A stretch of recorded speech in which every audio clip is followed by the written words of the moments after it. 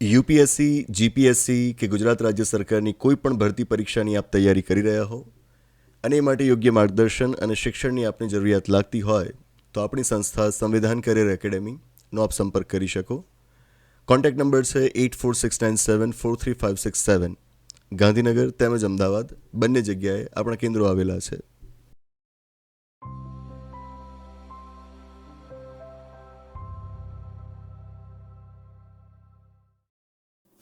નમસ્તે, સ્વાગત છે આપનું આપણા કાર્યક્રમમાં કે જેનું નામ છે ગોષ્ઠી વિથ વિકલ્પ કોટવાલ.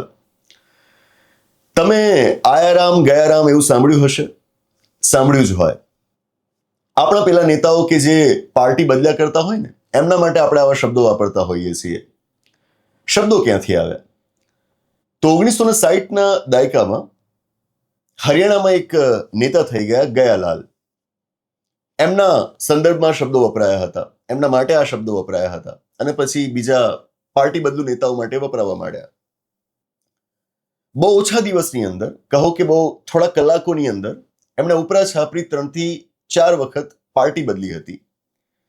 લગભગ 1967ના વર્ષમાં હરિયાણા વિધાનસભાની ચૂંટણીમાં તેઓ અપક્ષ ઉમેદવાર તરીકે ઊભા રહે છે, ચૂંટણી લડે છે અને જીતે છે, એમએલએ બને. પછી ક્યાંકથી તક મળી તો ભારતીય રાષ્ટ્રીય કોંગ્રેસમાં જોડાઈ ગયા. પછી વધુ એક તક મળી તો ભારતીય રાષ્ટ્રીય કોંગ્રેસ છોડીને એ સંયુક્ત મોરચામાં જોડાઈ ગયા. પછી ખબર નહીં શું થયું તો સંયુક્ત મોરચો છોડીને પાછા ભારતીય રાષ્ટ્રીય કોંગ્રેસમાં આવી ગયા. ખબર નહીં પાછું શું થયું તો કોંગ્રેસ છોડીને પાછા સંયુક્ત મોરચામાં ચાલ્યા ગયા. આમ ઉપરા છાપરી એમણે 3 થી 4 વખત પાર્ટીઝ બદલી.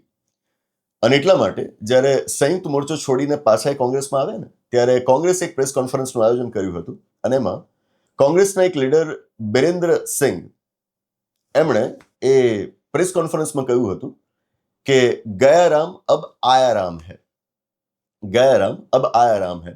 અને ત્યારથી આ શબ્દો ચલણમાં આવી ગયા. જે કોઈ પણ લોકો પાર્ટી બદલે એમના માટે કહેવાય કે આયારામ ગયારામ. તમને થશે કે અત્યારે આ પાર્ટી બદલુ નેતાઓની વાત આપણે કેમ લઈને બેઠા છીએ. આમ તો પાછળ તમને જે ઇમેજ દેખાય છે એના પરથી સમજાઈ જ ગયું હશે કે આપણે શું વાત કરવા જઈ રહ્યા છીએ. આવો પ્રસંગ પાછો અત્યારે સર્જાયો છે. આમ આદમી પાર્ટીના એક લીડર, એક યંગ લીડર રાઘવ ચડ્ડા, એમણે આમ આદમી પાર્ટીમાંથી રાજીનામું આપી દીધું છે અને એટલા જ માટે પક્ષ પલટાની ચર્ચા અત્યારે પાછી વેગ પકડી રહી છે. પક્ષ પલટો અયોગ્ય છે, એ ભારતીય રાજકારણની એક બદી છે, એક દૂષણ છે. આનાથી સરકારમાં અસ્થિરતા સર્જાય અને નૈતિકતાની દ્રષ્ટિએ પણ એ ખોટું છે ને. આને આપણે રોકવું જોઈએ. આને રોકવાના હેતુથી જ 1985ના વર્ષમાં જ્યારે રાજીવ ગાંધીજીની સરકાર હતી, સંસદે બંધારણમાં 52મો સુધારો કર્યો. 52મા સુધારા દ્વારા બંધારણની અંદર અનુસૂચિ 10 દાખલ કરવામાં આવી કે જેની અંદર પક્ષ પલટા વિરોધી કાયદાની જોગવાઈઓ ઉમેરવામાં આવે છે. સાથે આપણે એ પણ નોંધવું જોઈએ કે પછીથી 2003ના વર્ષમાં અટલ બિહારી વાજપેયીજીની સરકાર વખતે સંસદે બંધારણમાં 91મો સુધારો કર્યો હતો. આ 91મો સુધારા દ્વારા પણ પક્ષ પલટા વિરોધી કાયદાની અમુક નવી જોગવાઈઓ બંધારણની અંદર દાખલ કરવામાં આવે છે. ટૂંકમાં 52મો સુધારો અને 91મો સુધારો આ બંને ભેગા થઈને બંધારણની અંદર પક્ષ પલટા વિરોધી કાયદાની જોગવાઈઓ કરી આપે છે. જે જોગવાઈઓ તમને મુખ્યત્વે અનુસૂચિ 10માં જોવા મળશે અને સિવાય બંધારણના બીજા અમુક અનુચ્છેદોમાં પણ જોવા મળશે. શું છે આ જોગવાઈઓ? ટૂંકમાં જો આપણે સમજીએ તો આ જોગવાઈઓ એમ કહે છે કે જો કોઈ સભ્ય કોણ? સંસદના સભ્ય હોઈ શકે કે પછી રાજ્ય વિધાનમંડળના સભ્ય હોઈ શકે. એ કહે છે કે જો કોઈ સભ્ય પક્ષપલટો કરે છે તો એ એના સભ્યપદ માટે ગેરલાયક ઠરશે. એટલે કે પછી એ સભ્ય નહીં રહી શકે, એનું સભ્યપદ સમાપ્ત થઈ જશે. પણ સાથે એ નક્કી કરવું પણ જરૂરી છે ને કે પક્ષપલટો કોને કહેવાય. પક્ષપલટો કે જેના માટે અંગ્રેજીમાં શબ્દ વપરાય છે ડિફેક્શન. What is ડિફેક્શન? તો બંધારણની અંદર એની વ્યાખ્યા કરવામાં આવી છે. વ્યાખ્યા શું કરવામાં આવી છે? કહ્યું છે કે જો કોઈ પક્ષના સભ્ય સંસદ કે રાજ્ય વિધાનમંડળના તેઓ સભ્ય બની ગયા, સભ્ય બન્યા બાદ જો તેઓ પોતાની પાર્ટીને છોડી દે છે, પોતાના પક્ષમાંથી તેઓ રાજીનામું આપી દે છે તો આ પક્ષપલટો કહેવાશે. સાથે કહેવાયું છે કે તમારી પાર્ટીએ જે ઇન્સ્ટ્રક્શન આપેલ હતું, જે સૂચના આપેલી હતી, જો તમે એ ઇન્સ્ટ્રક્શન પ્રમાણે ગૃહમાં મતદાન નથી કરતા, એનાથી વિરુદ્ધ મતદાન કરો છો તો એ પણ પક્ષપલટો કહેવાય. અથવા તો તમારી પાર્ટી ઇન્સ્ટ્રક્શન આપ્યું હતું છતાં તમે મતદાન જ્યારે કરવાનું હતું ગૃહમાં ત્યારે ગેરહાજર રહ્યા તો એ પણ પક્ષપલટાની વ્યાખ્યામાં આવે. આ સ્થિતિમાં તમારી વિરુદ્ધ કાર્યવાહી થશે અને તમને સભ્યપદ માટે ગેરલાયક ઠેરવવામાં આવશે. તો હવે સવાલ થાય કે રાઘવ ચડ્ડાએ પણ આજ તો કર્યું છે. એમણે આમ આદમી પાર્ટીમાંથી રાજીનામું આપી દીધું છે. તમને ખબર જ હશે કે રાઘવ ચડ્ડા આમ આદમી પાર્ટી તરફથી રાજ્યસભાના સભ્ય હતા, એક સાંસદ હતા. તો હવે જેઓ તેઓ આમ આદમી પાર્ટીમાંથી રાજીનામું આપી દેશે તો હમણાં જે કાયદાની જોગવાઈઓ આપણે સમજ્યા એ પ્રમાણે તો એમણે પણ પક્ષપલટો કર્યાનું કહેવાય ને. જવાબ છે ના. હાલની જેટલી વિગતો આપણી પાસે છે એ પ્રમાણે જવાબ મળશે ના. કેમ? તો ચોક્કસથી પક્ષપલટાની વ્યાખ્યા આપણે જે સમજ્યા એ બરાબર છે, પરંતુ સાથે એમાં અમુક અપવાદ પણ આપેલા છે. અપવાદનો મતલબ શું થાય કે તમે જો પક્ષમાંથી રાજીનામું આપો તો પેલા કાયદાની જોગવાઈઓ તમને લાગુ ન પડે. અપવાદ 2-3 છે, પણ આપણે એક મુખ્ય અપવાદની વાત કરીશું. What is it? એમાં એવું કહેવાયું છે કે જો પાર્ટી મર્જરના કારણે તમે તમારો પક્ષ છોડી દો છો તો ત્યારે પક્ષપલટા વિરોધી કાયદાની જોગવાઈઓ તમને લાગુ નહીં પડે. પાર્ટી મર્જર એટલે કે તમારી પાર્ટીના અમુક સભ્યો બીજા કોઈ પક્ષમાં જોડાઈ જાય, અથવા તો તમારી પાર્ટીના અમુક સભ્યો બીજી પાર્ટીના અમુક સભ્યો આમ ભેગા થઈને તમે એક નવી પોલિટિકલ પાર્ટી બનાવો. તો આવી પાર્ટી મર્જરની સ્થિતિમાં જો તમે તમારો પક્ષ છોડી દો છો તો એને બંધારણ ખોટું નથી માનતું અને ત્યારે પક્ષપલટા વિરોધી કાયદો લાગુ નથી પડતો. પરંતુ સાથે અહીં આગળ એ પણ સ્પષ્ટ કરવું જરૂરી છે કે પાર્ટી મર્જર વેલિડ ક્યારે કહેવાય. તો આની વ્યાખ્યા બંધારણમાં કરવામાં આવી છે કે જો તમારા પક્ષના ઓછામાં ઓછા 2/3 સભ્યો, ફરીવાર, તમારા પક્ષના ઓછામાં ઓછા 2/3 સભ્યોને એ પાર્ટી મર્જર મંજૂર હોય, એ એના માટે સહેમત હોય, ત્યારે જ એ પાર્ટી મર્જર વેલિડ ગણાશે, એ સિવાય નહીં.